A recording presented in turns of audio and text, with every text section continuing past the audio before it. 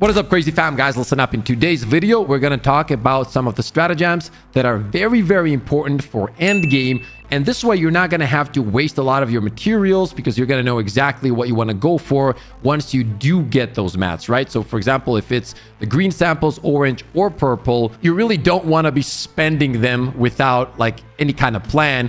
And since we've played a lot of this game, we've been clearing all difficulties at this point. I'm level 27. I can tell you guys which ones really work at endgame. And trust me, some of these are game changers. Okay, first let's talk about the orbitals for endgame, and you need to buy them as soon as you can if you want to clear like level 8 difficulty, 9, 7, just 10 times easier.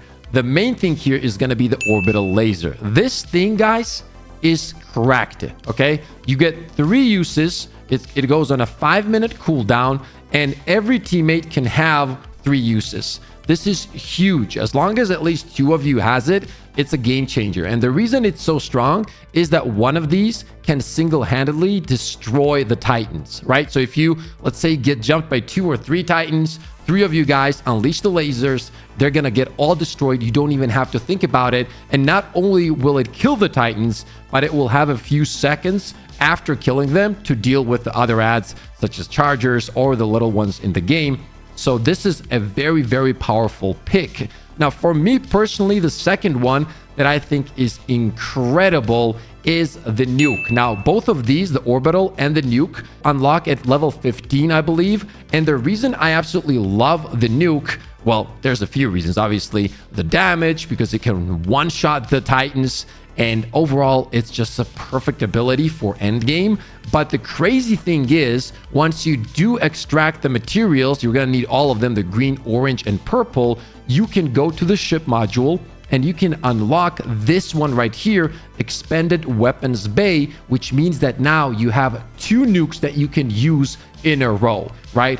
Absolutely incredible. And then it goes on a cooldown, I believe 2 minutes up to 3 minutes. I don't remember exactly, but then you get 2 nukes again, which just takes your gameplay to the next level. So these 2 things I always carry with me because on level 7, 8, and 9, there's just so many Titans non-stop that you need something to just take them out quickly. And these are the 2 things that you're really gonna need to make the game easier. And especially as soon as your teammates get them, yeah, level 7 is just not that hard at all. Level 8 is still challenging, super fun, but easily doable with the right loadout. And then you have Helldive, obviously, right?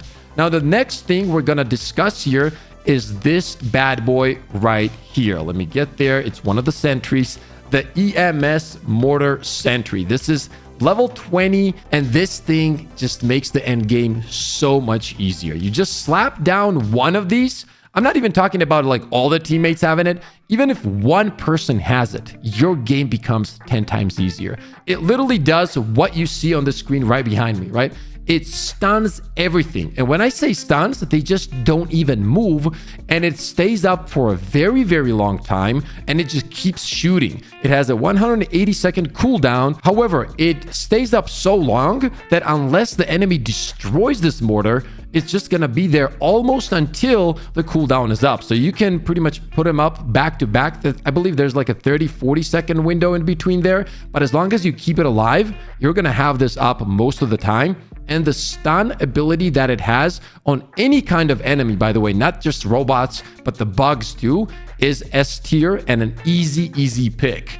Now, after that one, the game changer, ladies and gentlemen, is going to be the rail gun. This thing is just on a different level, and there's quite a few reasons for that. On higher difficulties, you have so many chargers rushing you that it's extremely annoying, right? It's very annoying. However, that said, as soon as 2 or 3 or hopefully 4 people on your team have railguns, that is not a problem anymore. You're just gonna be destroying them. You gotta call out which target you're shooting, you gotta team shot him, and they will get absolutely annihilated. But now you might be thinking, but Pip, is that the only thing the railgun is good for, like the chargers? No. You know the big Titans, the ones that are super scary and kind of just rush you, like the things from Stranger Things? Yeah, those guys, don't worry about those either. Once you run out of your lasers and nukes and all the good stuff and all the boom booms, you got this bad boy right here. You team shot them.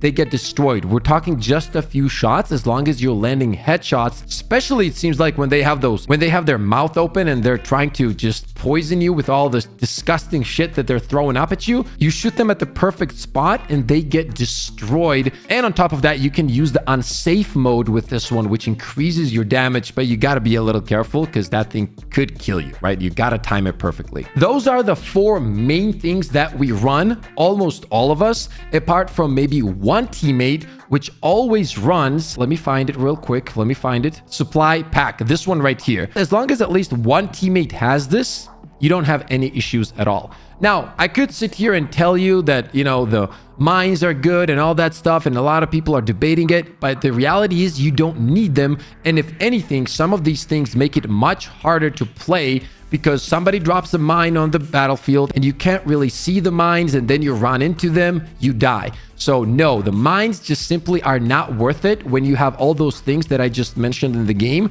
They're not a good pick. You don't need it. Now we could take a look at some of the other sentries. The machine gun sentry, Gatling sentry, mortar sentry. This one in particular, just don't take this, okay? This is a horrible pick because it keeps shooting the ads, right? So let's say a little ad pushes you.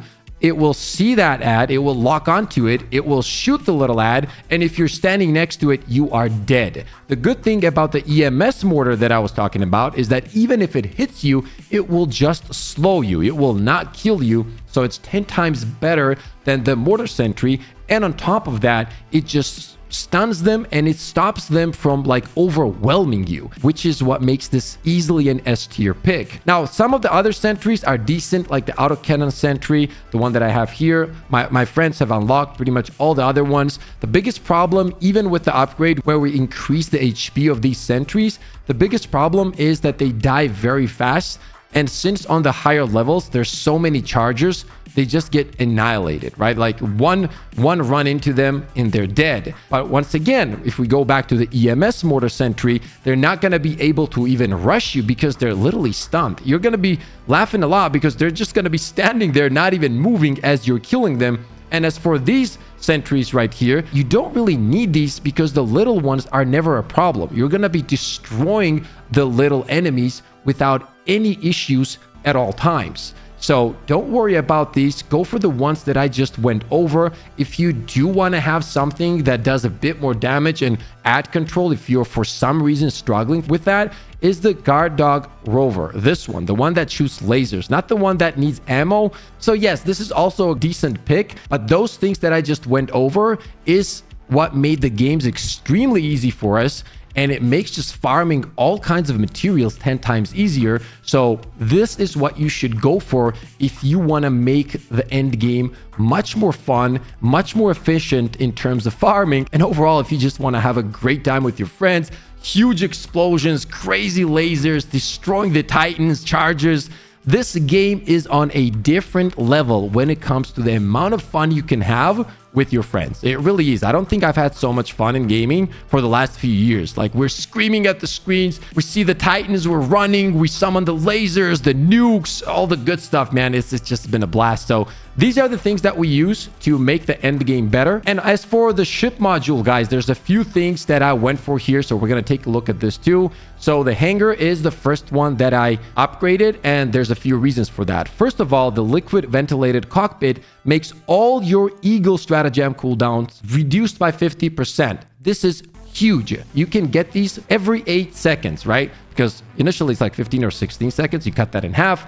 8 seconds. Easy peasy pick right here. Second one is Pit Crew Hazard Pay. Reduces Eagle rearm time by 20%. So this comes in handy when, let's say, you run out of all your Eagles, they go on cooldown, or you're rearming them yourself. That means that it's going to do that 20% faster. Another dub right here. Finally, Expanded Weapons Bay. As I was saying, all of your Eagle attacks get an extra stratagem. Incredible. This is how you get 2 nukes, as I said. So this is an S tier pick right here. Then you will see that we also have targeting software upgrade, reduces deployment time for orbital stratagems by 1 second. And yes, you might think, but that's just 1 second. Trust me, when you're fighting the Titans, that 1 second, yeah, it means a lot because you want to get rid of them fast. And I mean really, really fast. Finally, nuclear radar increases enemy ping radius on minimap by 50 meters. Not a big fan of this, but the reason I'm going for this is I do want the power steering, and this one improves steering for Helldivers during Hellpod deployment, which can be very good because you can one-shot the Titans even. So who doesn't want that? You're flying down and boom, you absolutely annihilate him. So this is the one I'm going for. The next three you see right here reduces cooldown time for sentry, emplacement, and resupply stratagems by 10%. Now, there's only one reason I did this, and that is because of the EMS sentry, which I just talked about.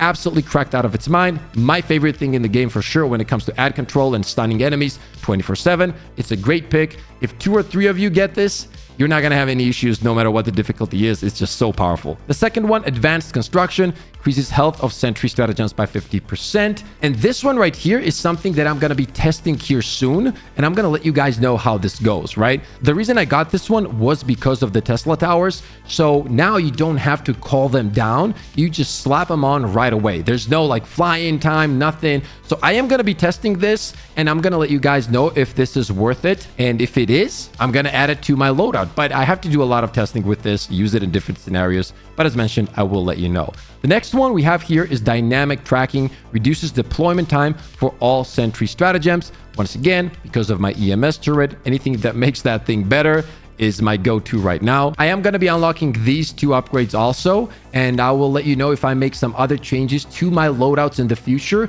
But these are the main things that have made the end game much more enjoyable. We're having much more efficient runs. We're getting all the green, orange, purple mats, and it's a good time. If you guys did enjoy this video, and only if you did, slap the like button, subscribe to the channel. We got more content on the way, so stay tuned for that. For all the people that don't know, I stream here on YouTube. And I just started streaming on Twitch, or should I say dual streaming on Twitch just a few days ago. I stream pretty much every day from Friday to Tuesday, and I would love to see every single one of you guys live on stream. As always, stay positive, stay disciplined, and I'll see you on the next one. Let's go! Let's go, baby! Let's go! I mean, we literally have the best community of all time.